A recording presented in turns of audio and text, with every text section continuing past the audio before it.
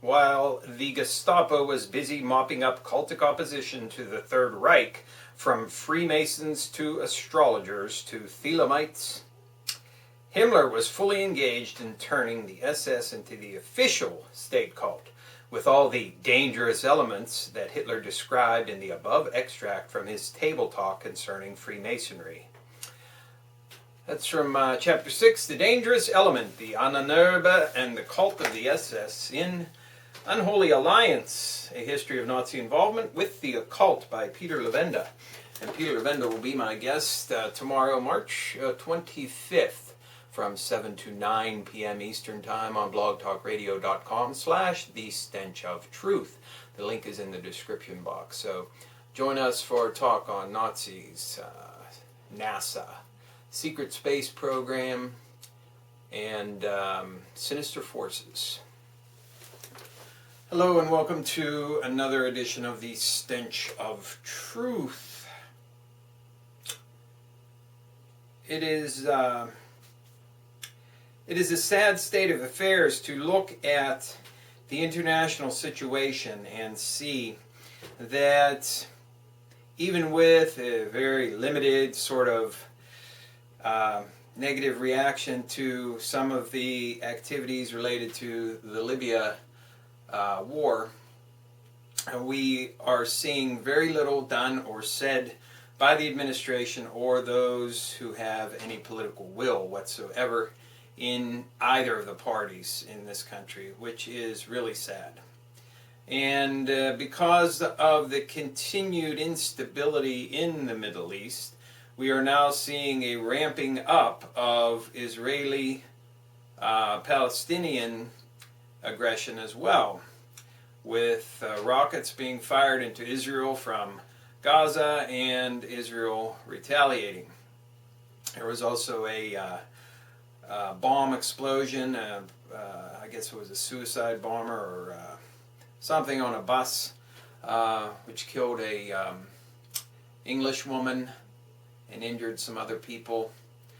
We're seeing this thing spread, and it's very likely that what we're going to see as an end result, because Libya is not going to be a small, short thing that's simply going to be finished in a little while and everybody go home and dust themselves off and we'll all be happy and live happily ever after.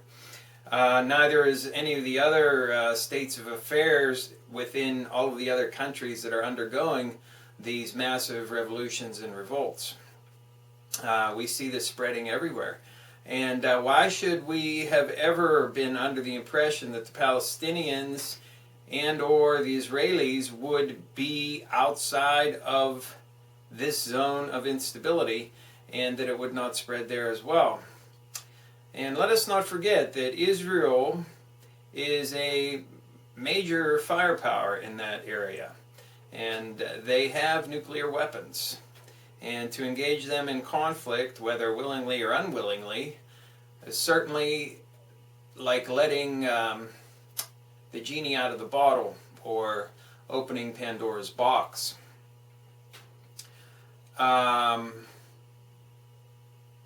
So, what are we to make of this? I mean, there really is only one response that one can make when faced with the type of problems that we have in the international arena and the type of problems that we have here within the United States, and that is for our country to disengage. The only way that we can regain any semblance of having a strong influence via our diplomacy in international affairs in anything is to disengage from any of these actions that we're involved in.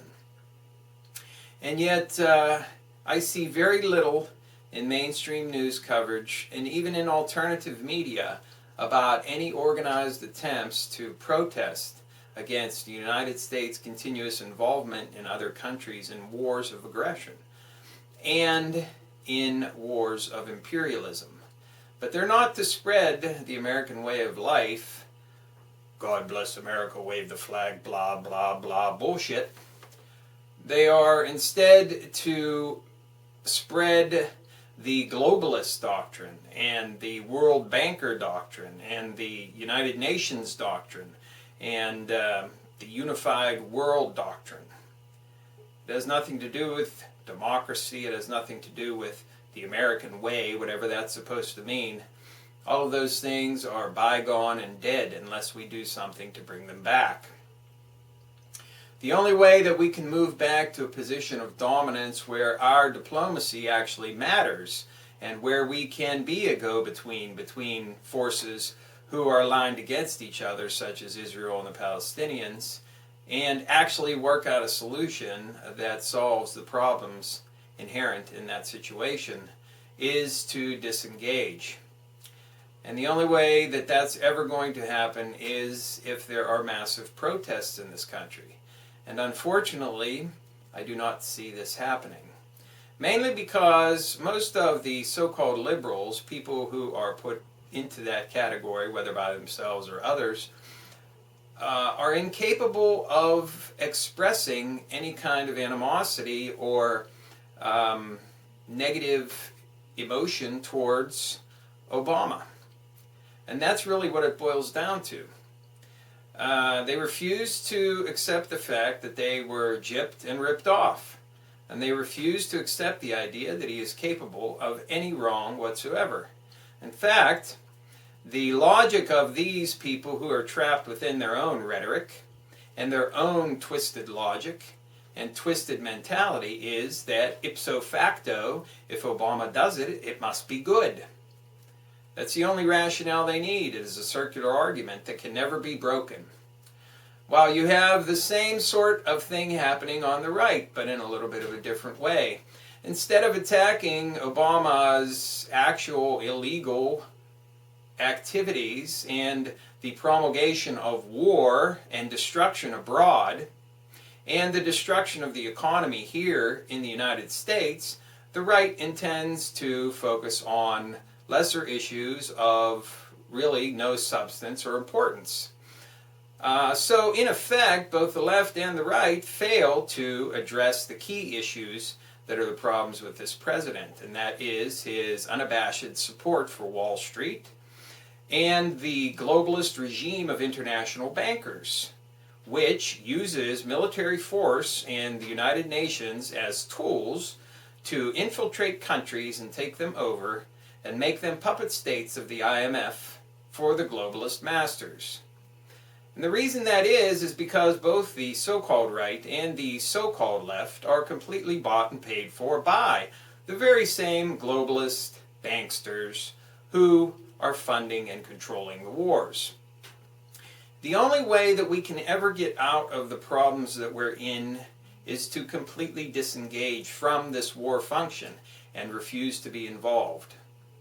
Whenever another country has a problem, it should be up to them and their neighbors to solve it. If they present a significant problem for the United States or our national security, then we may take a look and decide whether or not we should be involved. And that should be something that is decided by Congress, because the president cannot declare war. And make no mistake about it, as much as all of the Obama lovers would like to believe, this is a war. And Obama did commit our military to a war without going through Congress. And I hear very little being said from either the so-called left or the right to point out the illegality of this action. Yes, there are a few lone voices in the wilderness, but by and large, everyone is silent. And I submit to you people that the silence is deafening. There never is a focus on the real problems.